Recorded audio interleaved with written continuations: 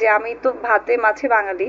আমি যে আগে ভাত খুঁজি যে কোথায় ভাত আছে আমি খাবো, এবং আমি নেমে আগে সবাইকে জিজ্ঞেস করি যে ভাই একটু দেখেন না আমার জন্য একটু বাংলা খাবারের ব্যবস্থা করা যায় কিনা। তো আমি যে দেশেই যাই না কেন আমি একদম আমার নিজের দেশটাকে সাথে করে নিয়ে যাই। আমার মায়ের হাতে রান্নাটা মিস করি। আর আমার মনে হয় বাংলাদেশের যেই আমাদের যে যেভাবে খেয়ে আমরা অভ্যস্ত আসলে, এই যে ডাল ভাত যেটাকে আমরা বলি, তো ওই ভাত খাবারটা আমি খুব মিস করি। এবং কি আমার নিজের দেশে আমার থাকতে খুব ভালো লাগে, মানে আমি খুব স্বাচ্ছন্দ্য বোধ করি। তো আমি যখন নিজের দেশের বাইরে গিয়ে অন্য কোনো দেশে যাই, আমি আমার মনটা দেশে পড়ে থাকে সবসময়, মানে আমার খুব হোমসিক লাগে। আমি সর্বোচ্চ 1 সপ্তাহ হয়তো কাজের জন্য যেভাবে যাই হয়তো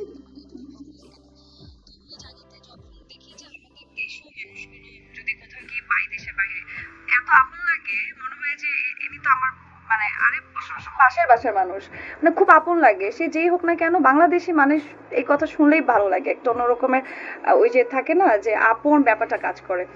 তো ওই জিনিসটা অলওয়েজ ফিল করা হয় দেশের বাইরে গেলে। আমার দেশের বাইরে ওরকম টানে না আসলে, আমার নিজের দেশ খুব ভালো লাগে। এটাই বললাম যে আমি কোথাও গেলে কাজের জন্য যাই, ঘুরতে ভালো লাগে, সুন্দর জায়গায় গেলে তো ডেফিনেটলি সুন্দর একটা ভালো ফিল কাজ করেই।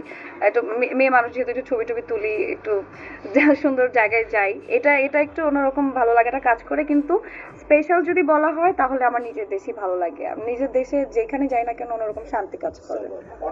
আমি চাই যেখানে আমি জন্মিয়েছি সেখানেই যাতে আমার মৃত্যুবরণ হয়, এবং নিজের দেশে যে অবস্থা থাকি না কেন এখানে অন্যরকম ভালোবাসা ভালো লাগাটা কাজ করে।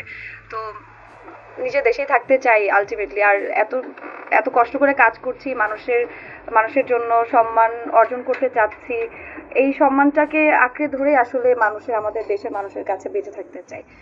তো বাকিটা জানি না ইন ফিউচারে কি হতে পারে, আমি এখন এটা আসলে বলতে পারছি না, বাট নিজের দেশে